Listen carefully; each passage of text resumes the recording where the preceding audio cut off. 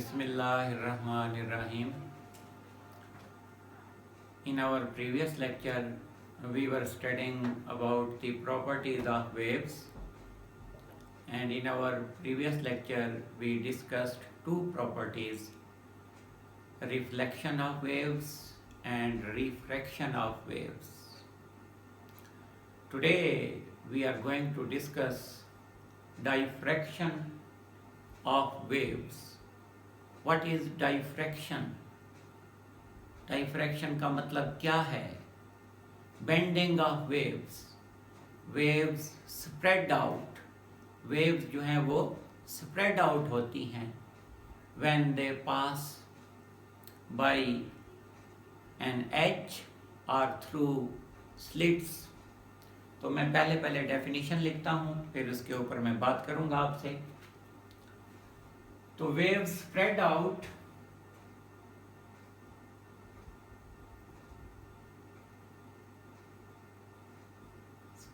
का मतलब है फैलना. When they pass गुजरती हैं by when they pass by an edge, किसी एज से गुजरती हैं. आपको पता हो कि जब यानी कि कभी कभार लाइट के ऊपर बहुत सारी शार्प एजेस का जो डाइफ्रैक्शन होती है वो बड़े बड़े उनके वो किनारे बन जाते हैं. वो भी दरअसल डाइफ्रैक्शन, लेकिन वो लाइट का डाइफ्रैक्शन होता है. लेकिन क्योंकि आज हम मैकेनिकल वेव्स के हवाले से बात कर रहे हैं तो इसलिए हम डाइफ्रैक्शन वाटर वेव्स के हवाले से बात करेंगे, तो लाइट के हवाले से बात नहीं होगी. वगरना कभी कभार ऐसा होता है कि आपकी यानी कि एक साइड के ऊपर अगर रोशनी का सोर्स रखा हुआ हो, आपकी नाक से गुजरती हुई जो रोशनी होती है वो दीवार के ऊपर जब पड़ती है तो वहाँ पर जो नाक से जो एज है इसका, यहाँ से लाइट की रिफ्रैक्शन जो डाइफ्रैक्शन है वो वाजे आपको बड़ा सा इमेज और इस तरीके से आपको दिखाई देता है. तो वो भी एक्चुअली डाइफ्रैक्शन होता है. लेकिन चूंकि आज मैकेनिकल वेव्स के हवाले से बात हो रही है तो waves spread out when they pass by an edge, किसी किनारे से गुजरती हैं, आर थ्रू नैरो स्लिट्स या थ्रू गैप्स आप कह सकते हैं. तो वो किसी गैप से गुजरते हैं या नैरो स्लिट्स लिख देते हैं, थ्रू नैरो स्लिट्स.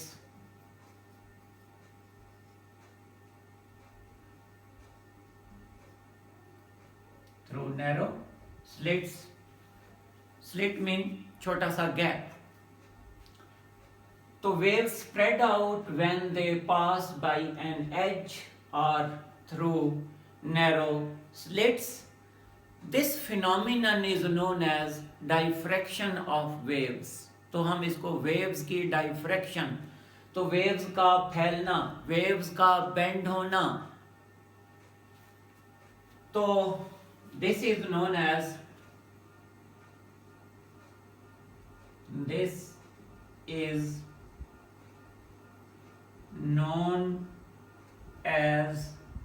diffraction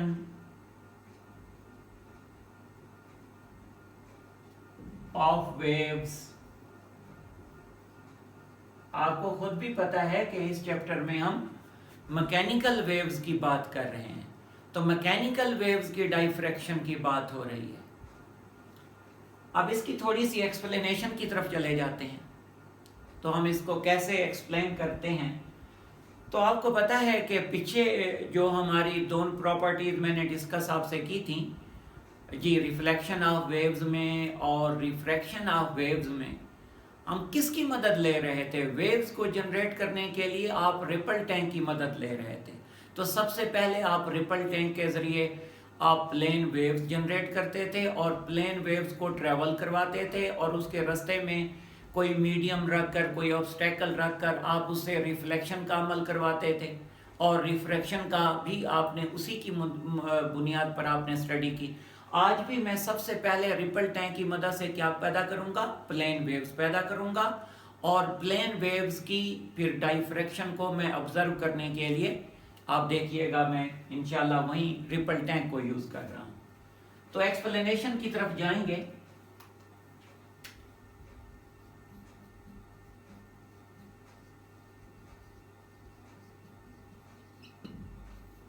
तो फर्स्ट ऑफ ऑल क्या कर रहे हैं आप, generate plane waves with the help of ripple tank. आपने जनरेट की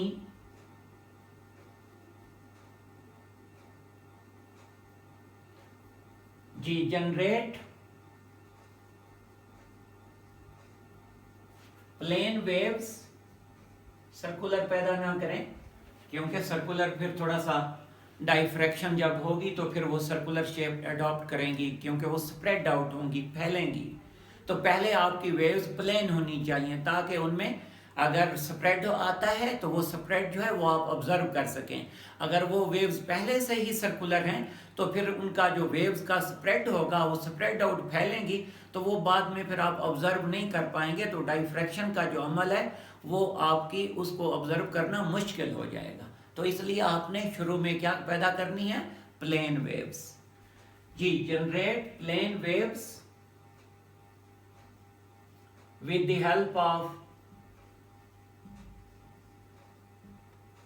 the help of किसकी मदद से, ऑफ रिपल टैंक।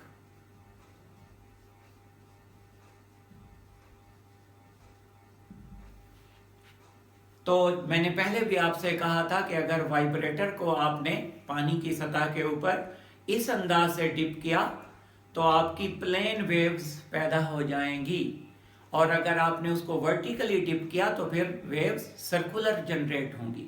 तो इस वक्त आपने सर्कुलर जनरेट नहीं करनी बल्कि प्लेन वेव्स आपने जनरेट करनी है। आपका जो रिपल टैंक का जो वाइब्रेटर है वो पानी के ट्रे में, जी रिपल टैंक के ट्रे में क्या हो, हॉरिजॉन्टली डिप करे और फिर बाहर निकले। तो इस तरीके से आप जनरेट कर लेंगे क्या, plane waves. Generate plane waves with the help of ripple tank. तो you will observe waves traveling away from the point of generation, from the place of generation। तो जिस जगह पर आपका वाइब्रेटर जी डिप कर रहा है उससे आगे वेव्स आपको ट्रेवल करती हुई दिखाई देंगी। तो waves will ji you will observe waves on the surface of water in the tray of ripple tank। तो waves क्या होंगी, waves आपका जो रेक्टेंगुलर ट्रे है रिपल टैंक का उसमें जनरेट हो जाएंगी और बाहर की तरफ क्या करेंगी जी, ट्रेवल करेंगी।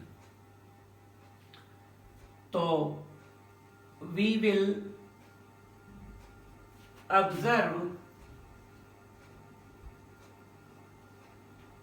वेव्स ट्रेवलिंग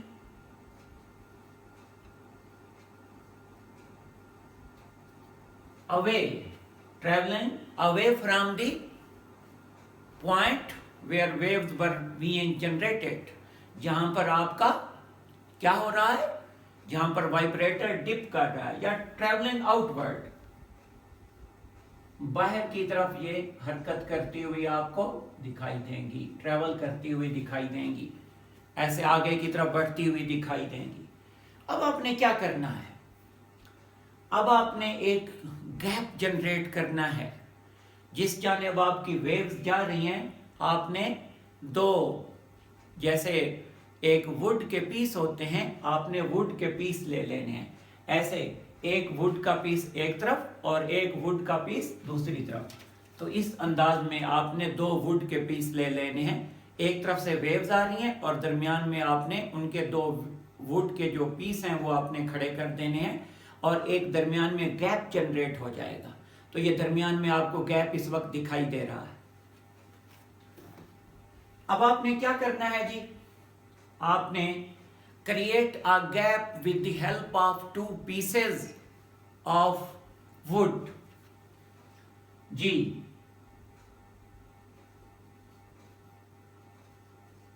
जी आपने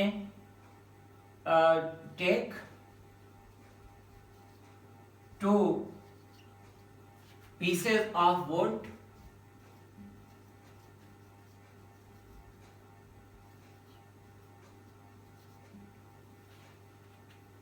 to generate, to develop a gap, ठीक है जी, इन द पाथ ऑफ, किसमें, in the path of travelling waves, travelling waves के रास्ते में आपने एक जनरेट करना है क्या, gap.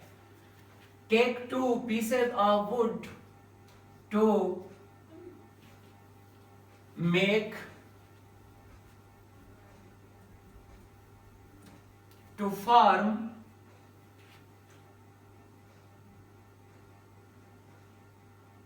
a gap, a slit, एक गैप आपने जनरेट करना है, मेक करना है जी, in the path of, in the path of,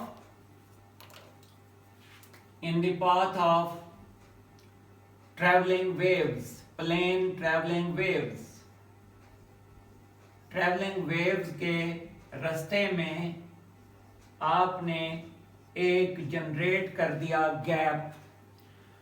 वो भी मैंने आपसे कहा कि गैप बनाने के लिए आपने 2 लकड़ी के टुकड़े लिए जी, पानी में रख दिए जी, तो ये पानी में यूं रखे हुए हैं, वेव्स इस तरफ से आ रही हैं या इस तरफ से आ रही हैं. अब रास्ते में आपने एक गैप डाल दिया है, अब वेव्स को इस गैप में से गुजर कर जाना है. मैं फिगर भी बनाता हूं, as shown in the figure, as shown in the figure. Figure में बनाने जा रहा हूं, जरा गौर कीजिएगा.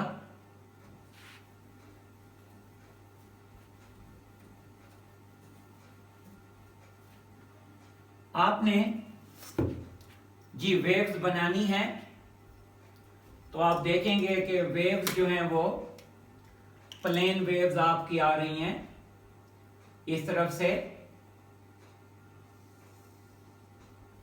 ये वेव्स आपके सामने मैं बना रहा हूं, ये प्लेन वेव्स हैं जो कि ट्रेवल करती हुई आ रही हैं रिपल टैंक में. अब आपने इस जगह पर आपने 2 रुकावटें, एक रुकावट यहां पर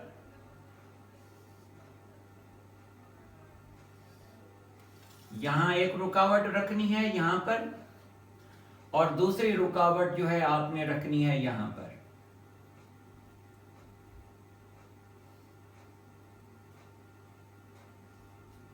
दूसरी रुकावट जो है वो मैंने यहां पर बना दी है.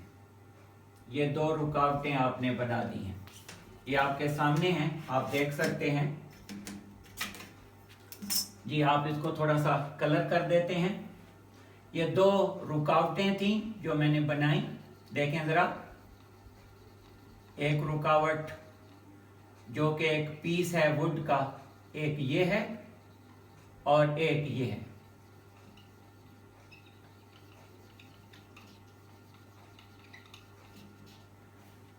दरमियान में एक गैप मौजूद है और इन वेव्स को अब इस गैप के अंदर से गुजरना है. याद रख लें, ये गैप से जब गुजरेंगी तो क्या होगा, ये इनमें कोई खास किस्म का बेंड नहीं आएगा. आप देखिएगा ये एज इट इज गुजर गई हैं. ये थोड़ा सा आप देखिएगा, ये वेव्स एज इट इज तकरीबन ऐसे गुजरी हैं, सवाए इसके कि थोड़ा सा बेंड इधर आया, थोड़ा सा बेंड आपको यहां दिखाई दिया, यहां हल्का सा बेंड, जो किनारे से हल्का सा बेंड आपको दिखाई देगा, यहां पर हल्का सा लाइट सा बेंड. अदरवाइज ऑलमोस्ट क्या हो रही हैं, किसी किस्म का बेंड इनमें नहीं आया. ये हमारे पास पहला फिगर है. तो क्या हुआ, from a gap in the path of traveling waves as shown in the figure। तो जो waves आ रही हैं आपने उनके रास्ते में एक गैप बनाया, गैप जनरेट किया और वेव्स को उसमें से गुजरने की आपने इजाजत दी। ये गैप में से गुजर कर आ रही हैं और ये हमारे पास रुकावट है, ये ऑब्स्टेकल्स हैं जिनमें से ये गुजर कर, ये ऑब्स्टेकल जिनको आप कह सकते हैं रुकावट,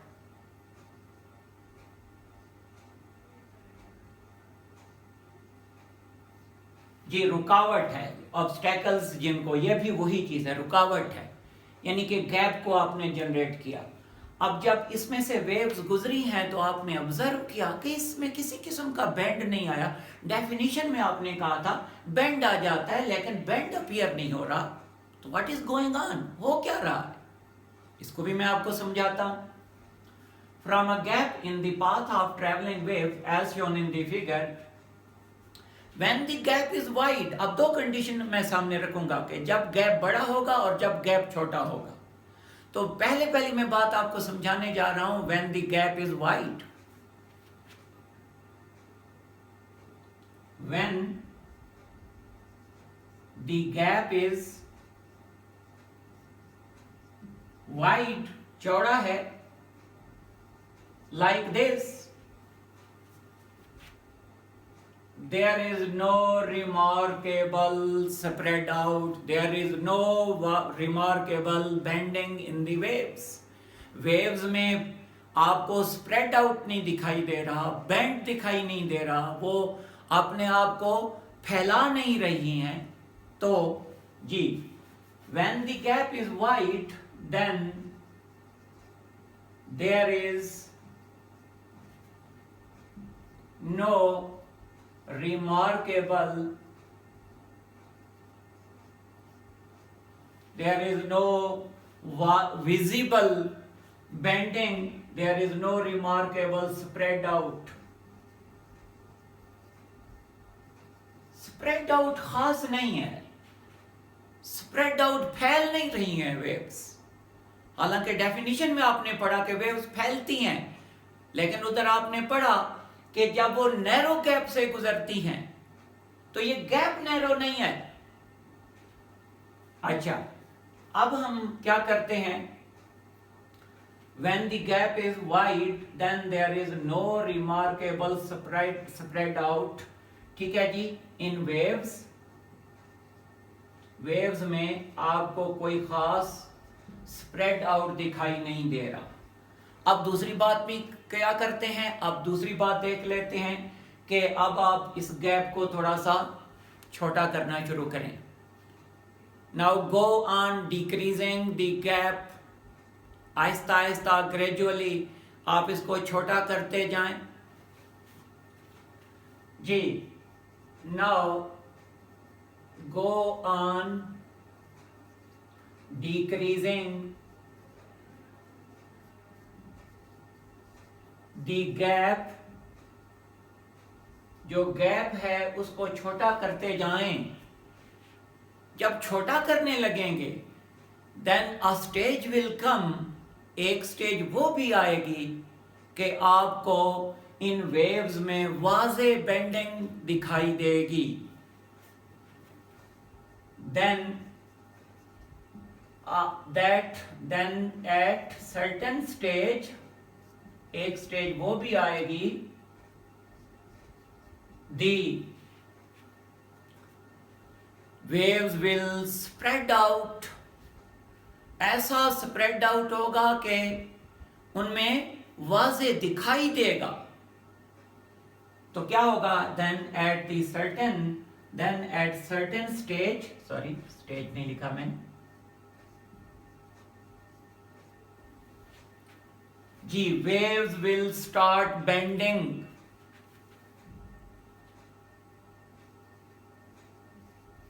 waves will start bending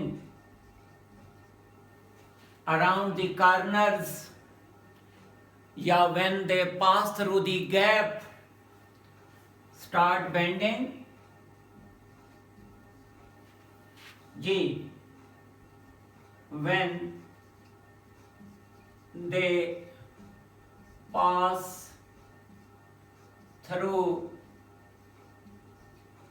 the gap, जब ये गैप से गुजरती हैं तो वाजे स्प्रेड आउट, वाजे bending, pass through the gap, जब ये गैप से गुजरती हैं तो उनमें स्प्रेड आउट, उनमें फैलाव, उनमें बेंडिंग शुरू हो जाती है। मैं उसको भी थोड़ा सा बनाता हूं, इसी शक्ल को मैं थोड़ा सा मॉडिफाई करूंगा। देखिए अब जो है मैं क्या कर रहा हूं, अब मैंने इस ऑब्स्टेकल को, इस रुकावट को, थोड़ा गैप को छोटा कर दिया। जी ये गैप छोटा हो गया, उधर से भी थोड़ा छोटा करें।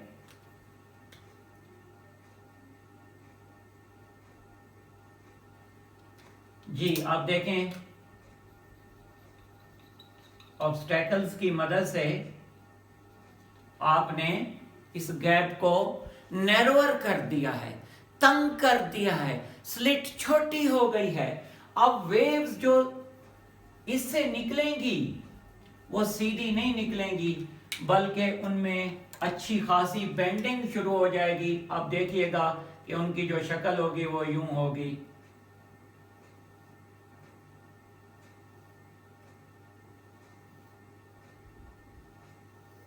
ये अंदाज है। उसके बाद जो वेव्स इस नैरो स्लिट से गुजर कर आ रही हैं, तो इस नैरो स्लिट से गुजरने के बाद वेव्स में वाज़े तौर पर बेंडिंग शुरू हो जाएगी कि वो सर्कुलर शेप अडॉप्ट करना शुरू हो जाएंगी, तो वो स्प्रेड आउट करना शुरू कर देंगी।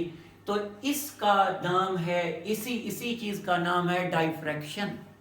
ये जो वेव्स का फैलना है, तो क्या है, when they pass through the gap, क्या होगा कि उनमें बेंडिंग शुरू हो जाएगी जब वो गैप से गुजरती हैं। लेकिन कब? जब गैप छोटा होगा, जब गैप तंग होगा। ऐसी सूरत हाल नहीं है कि वाइडर गैप से गुजरें और बेंड होना शुरू हो जाए। तो when they pass through the gap, या गैप जो है वो इस वक्त नैरो गैप है। ये बात जहन में आपके रहना चाहिए कि वो गैप इस वक्त नैरो है, तंग है। अब यहां से कोई चीज आपने कंक्लूड की कि गैप जब बड़ा था उस वक्त तो डाइफ्रैक्शन नहीं होती थी, और जब गैप तंग हो गया तो डाइफ्रैक्शन शुरू हो गई।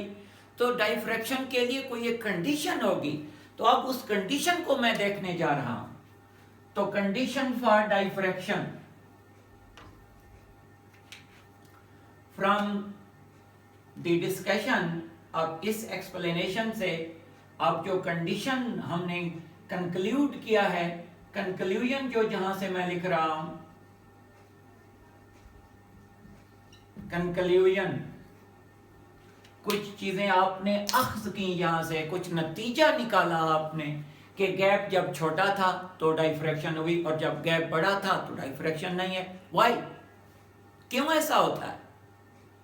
तो इसका एक नतीजा, जो कंक्लूजन मैं लिखने जा रहा हूं, वो ये है कि डाइफ्रैक्शन वेव्स की उस वक्त होती है जब आपके पास जो स्लिट, जो गैप है, जो फासला है दो ऑब्स्टेकल्स के दरमियान में, अगर वो कंपेरेबल हो, किस चीज के? वेवलेंथ के। वेवलेंथ क्या होता है कि इनके दरमियान में जो फासला है, यानी कि अगर ये फिलहाल मिसाल के तौर पर जो डार्क बैंड है दरमियान में, जो आपका ब्राइट बैंड है, तो दो कंसेक्टिव डार्क बैंड्स के दरमियान में जो डिस्टेंस होगा वो वेवलेंथ होगी, जिसको लैम्डा से ज़ाहिर करते हैं। तो अगर ये गैप जो लैम्डा है, वो लैम्डा अगर इस फासले के साथ मिलता है, कंपेरेबल है, यानी कि गैप और लैम्डा वेवलेंथ, वेव्स की तो वेवलेंथ तो होगी, तो वेव्स की जो वेवलेंथ है वो इस स्लिट के फासले से, इस गैप के फासले से अगर मैच करती है, कंपेरेबल है, तो देन डाइफ्रैक्शन इज पॉसिबल। तो लिखने जा रहा हूं, diffraction is only possible when the slit distance, when the gap distance is comparable with the wavelength.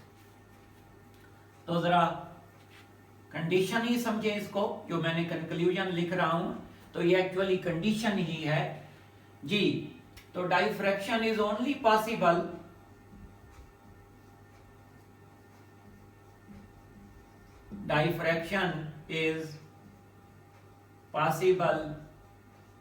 Only, अब बताएं कब पॉसिबल होती है, जब आपका गैप जो है या जो स्लिट डिस्टेंस है वो क्या हो, कंपेरेबल हो with the wavelength of the waves.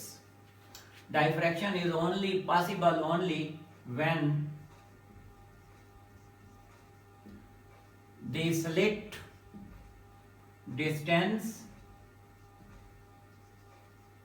या gap is comparable with the wavelength।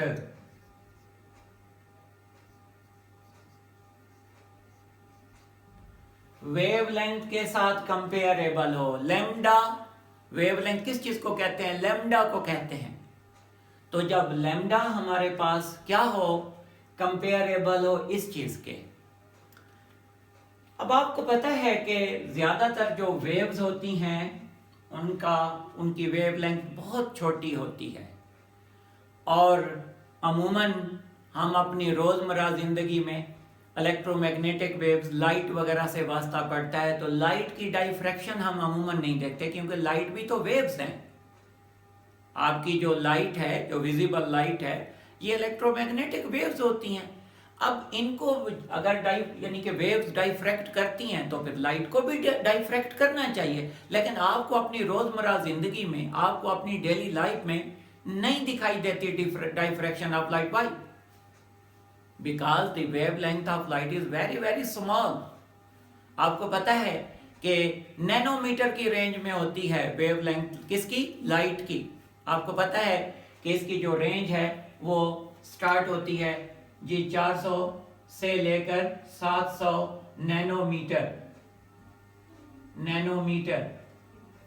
अब इस रेंज में, बहुत ही छोटी रेंज है, अब इस रेंज की स्लिट आपको चाहिए ताकि लाइट डाइफ्रैक्ट करे।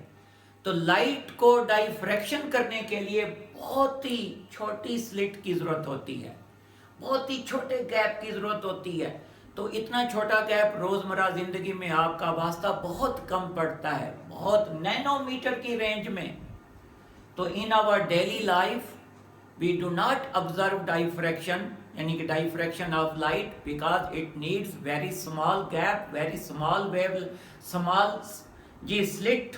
आपको इंतहाई छोटी स्लिट की जरूरत पड़ेगी, ठीक है जी।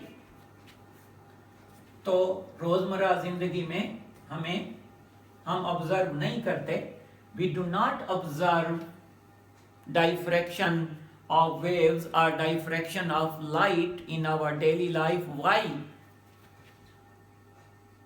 We do not observe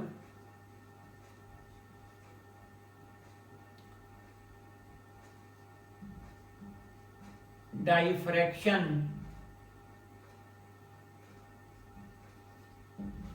या डाइफ्रैक्शन लाइट की आप बात करते हैं, diffraction in our daily life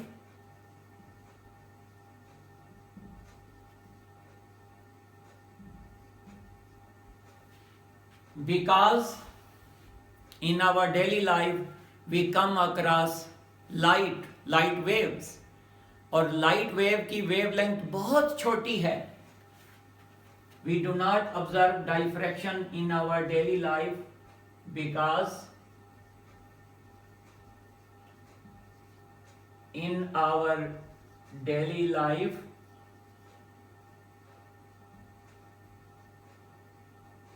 we come across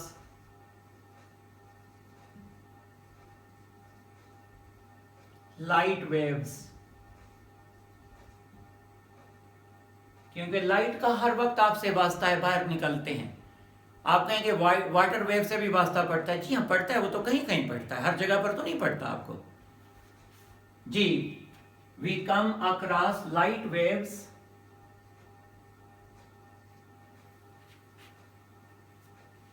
having wavelength in the range of nanometer, having wavelength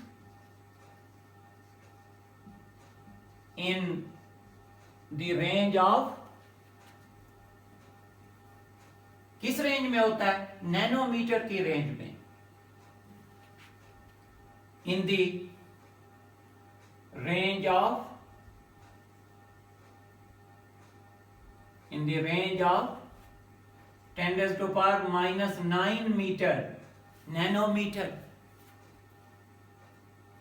और इतना छोटा गैप फिर आपको चाहिए, उसकी वेवलेंथ जब इतनी छोटी है तो डाइफ्रैक्शन के लिए तो आपने खुद कहा कि डाइफ्रैक्शन तो उस वक्त होती है जब वेवलेंथ और जो स्लिट का फासला है वो कंपेरेबल हो जाएं।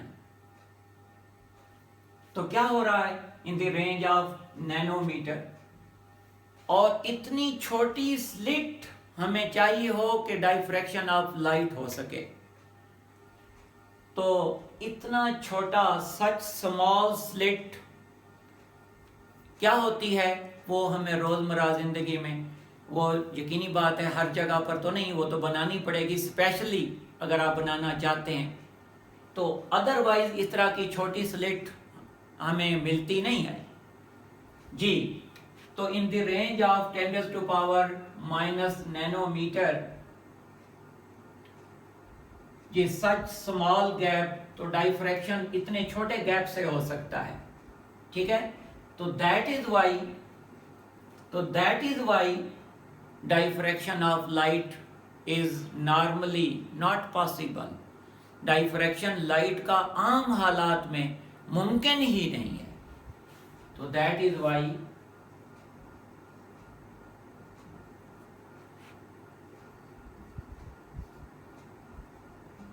diffraction of light is not observed in normal conditions। Normal condition में आपको नहीं दिखाई देती। अलबत्ता एक चीज मैं आपको बता दूं, आपकी आवाज की डाइफ्रैक्शन होती है। आपको पता है कि जो साउंड है, साउंड की वेवलेंथ ऑलमोस्ट रेंज करती है मीटर तक भी जा सकती है। और आपके जो कॉरिडोर्स हैं, गैलरियां हैं, गुलाम गर्दिश जिनको कहा जाता है, इनसे रोशनी की आवाज की डाइफ्रैक्शन, ये जो आपको जी ऐसी जगह पर आप गैलरी में जाएं जहाँ छोटी छोटी गैलरियाँ होती हैं, तो आपको अंदर जो जहाँ पर आप देख नहीं सकते लेकिन उधर आपको आवाज़ें आ रही होती हैं लोगों के बोलने की, वो actually diffraction of the sound होता है। तो आपकी आवाज़ का इन छोटी छोटी गैलरियों, कॉरिडोर से जी आवाज़ की डाइफ्रैक्शन पॉसिबल है। तो डाइफ्रैक्शन ऑफ साउंड पॉसिबल है क्योंकि इसकी वेवलेंथ बहुत बड़ी होती है जो आपकी साउंड है, और साउंड की वेवलेंथ बड़ी होने की वजह से कॉरिडोर जो हैं, छोटी छोटी जो गैलरियाँ हैं, वहाँ से भी इसकी डाइफ्रैक्शन मुमकिन होती है। तो आज के लेक्चर को हम यहीं पर ख़त्म करते हैं और इसके साथ ही आपका जो ये चैप्टर है ये भी ख़त्म हो चुका है। तो मैं अपने नेक्स्ट लेक्चर में इसकी एक्सरसाइज के ऊपर जाऊंगा और इसके एक्सरसाइज, इसके जो प्रॉब्लम्स हैं या इसके MCQs हैं वो आपके साथ डिस्कस इंशाल्लाह करूंगा। तो तब तक इंशाल्लाह खुदा हाफिज़।